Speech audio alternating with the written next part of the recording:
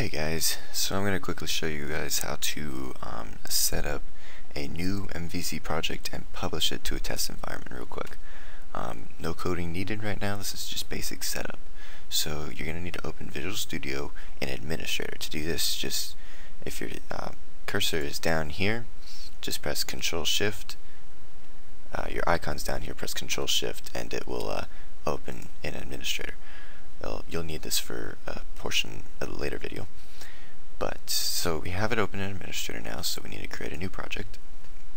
Okay, so we have our ASP.NET MVC web application here in the new project dialog.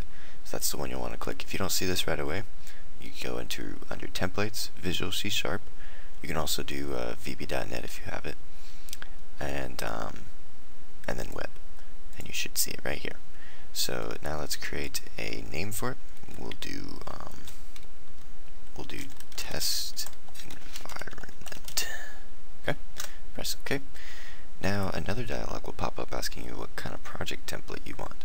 We're just going to go with a simple internet application using the Razor View engine, and press OK. So now it'll create your project through Visual Studio. Okay, so when it finishes setting up your project, you'll have some basic stuff like a home controller here. You'll have views and models and scripts and everything like this. You also have CSS and JavaScript all set for you. So we're just going to leave everything the way it is right now and move over to IIS, where the website's actually going to be hosted basically. So to open IIS, go to Start and type IIS. You'll find it really quickly. If you don't have it, then you'll have to install it. Anyways, this will be your computer, so it's going to be local. Open up the sites folder, and in here you see I have a few sites. If you haven't created one before, you'll have a default website. You can delete it or use it, doesn't matter. I'm going to create a new website. I'm going to name it Test Environment,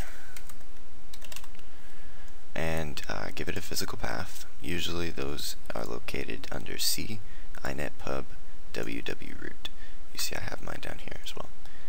Make a new folder, name it Test Environment.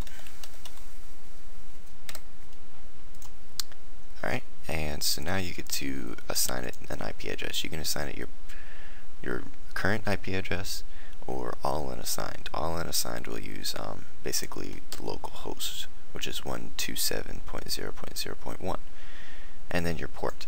So for me, since I'm creating a new website and I have 3 others in here, each one needs a different port to connect to. So one's 80, one's 81, and one's 82. So I'm going to do 83, but if you have no websites, you can just use 80. If you have one other one like the default website, you should use 81. And start website immediately, press OK. So now your website's up, but there's nothing underneath it. So right click, click Add Application, because we're going to add this MVC application to the website. Give it an alias. We'll give it development and a physical path. So this should be right back into inetpub, www-root, test environment, new folder, development. That's where it's going to publish to. And press OK. Now you have your website and your application in IIS. So we're all set there. So now let's come back to Visual Studio. So now you remember I said that you needed to open it up in Administrator for this part. You need to open Visual Studio up in Administrator whenever you want to publish, whether it's to your local host or whether it's to an actual website online. Anyways, right click on your project and click Publish. This is going to open the Publish dialog, and you won't have any profiles, so you're going to have to create a new one. We'll call this local. And you want to make sure you're going to web deploy. It's basically going to push up everything that it needs to the server. Server actually is going to be localhost.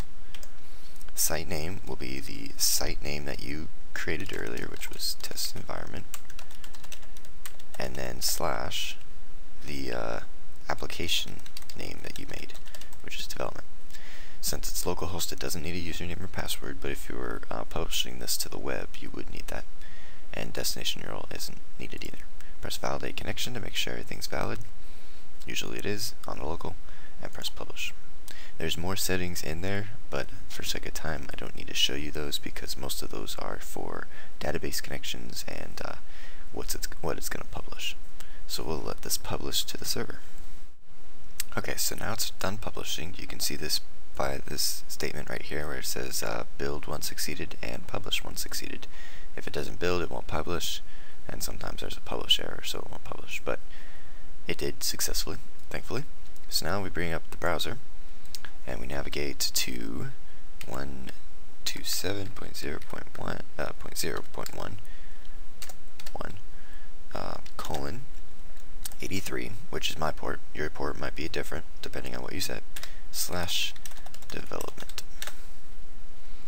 And for the first time it's going to take a little while to load, but once it loads you'll see the website that we created.